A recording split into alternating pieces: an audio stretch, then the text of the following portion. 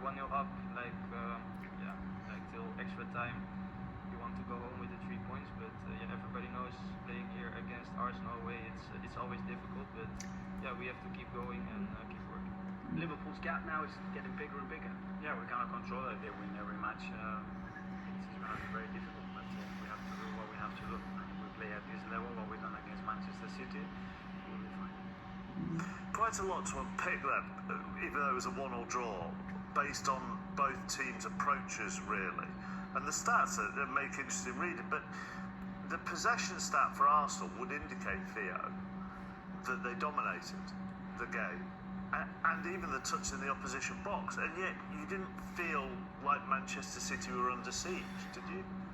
No, I mean, all the possession that Arsenal had, I've got to disagree with Carter saying the fact that they played better than last year. I mean, you won 5-1. I mean, you obviously get a result, draw today in the last few minutes, but for me, it was a completely lacklustre game for Arsenal in the first half, particularly. It really was. It was not Arsenal we're used to, and it was really a bit of a surprise, the lineup as well, which surprised a few people. But you have all these options and there's attacking threat, and you don't utilise it. When you say that the lineup surprised you, are you talking about that midfield balance? Are you talking about Eze being on the bench? Yeah, for me, when you sign a player like Eze, the game changers, we just call them, or however you want to call these guys, fans want to see these players play. They want to play in these big games. They want to see people actually be able to take risks. And I feel like in these games, if you want to get results, you have to be able to take those risks. And at this moment in time, Arsenal aren't doing that.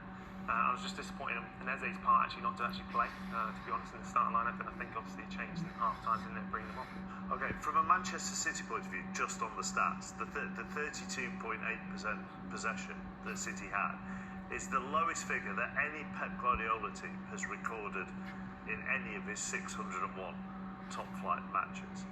Was that needs must because of the week they've had, because of players coming back from injury, because of the opposition? Probably a bit of everything. I think the 5-1 as well last year, I think that's probably fresh in Pep's mind as well. Arsenal are a strong force, they're one of the favourites for the title.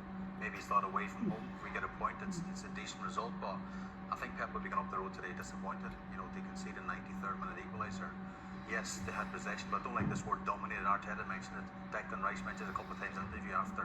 I don't think he dominated possession, but my interpretation of domination is shots on goal, keeper making loads of safe blocks, hitting the post. He didn't do that. He didn't create that many chances. So they didn't dominate for you? Not in my opinion. Okay, right. We agree on that.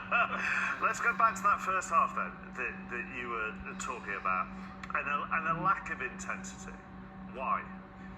Well, for me, obviously, Arsenal had a lot more time to prepare for this game. Because they played Tuesday, City played Thursday. And when I say lack of intensity,